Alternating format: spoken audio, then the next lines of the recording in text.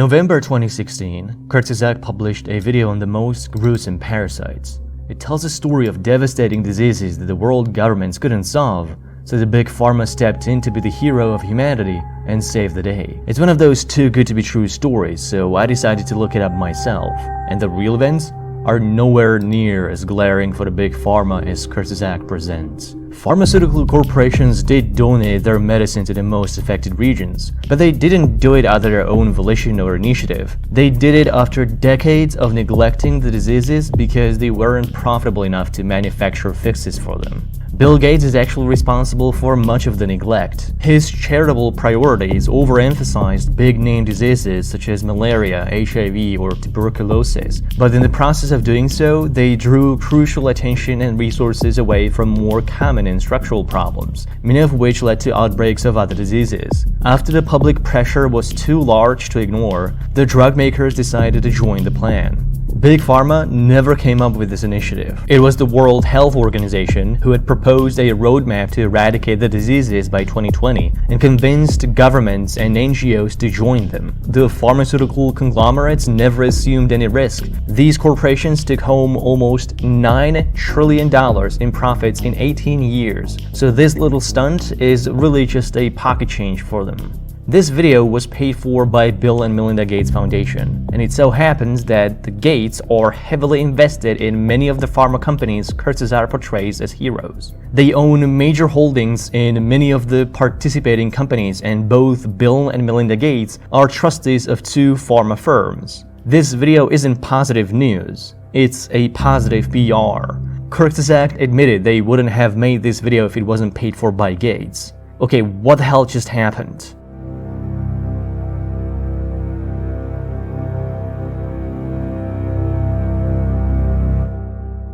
This one video is the perfect culmination of everything that's wrong with billionaires funding media to get the coverage they need. It provides a whitewashed take on real events.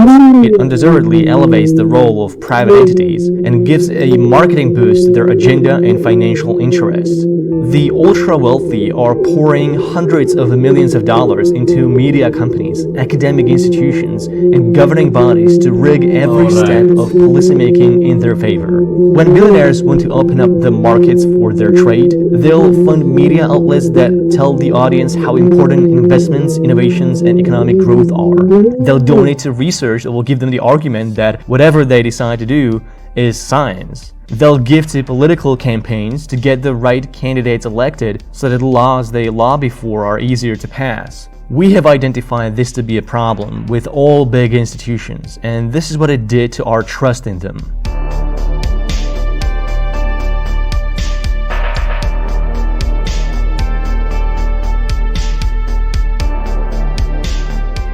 So if it is a problem when billionaires fund our politicians, our journalists, and our academia, is it also a problem when they fund our YouTubers? Because billionaire funding is a lot more prevalent on YouTube than you might think. It's far beyond the scope of this 6-year-old video. I didn't realize I was watching a video sponsored by the Bill and Melinda Gates Foundation because Kurzgesagt didn't reveal this information until the last 20 seconds of the video. I actually first found out about the sponsorship from Kurzgesagt Medium article on how they treat sponsors. Here, Philip Detmer, the owner of the channel, admitted that Bill and Melinda Gates Foundation was their biggest supporter. So big, in fact, it helped transform Kurzgesagt into a powerhouse. But Philip Detmer also told us that Kurzgesagt is almost entirely viewer funded. I wanted to know where the truth lies, so I went to the Foundation's grant database and found this. In November 2015, Kurzgesagt was awarded $570,000 from the Bill and Melinda Gates Foundation for a 49-month-long contract. I wanted to see the full extent of this contract, so I started going through their YouTube videos to see how many were made for the foundation. And that's when I entered a rabbit hole. I was able to identify at least 8 videos Kurzgesagt made for the Gates Foundation. When they were awarded the Gates grant, the Patreon was relatively small, yielding less than $9,000 per month. The money from Gates would cover at least $11,000 per month, or $71,250 per video. So the Gates money alone would be at least on par with their Patreon, but Gates wasn't alone. Throughout my research, I kept discovering more and more billionaire-sponsored videos. It's not just one foundation.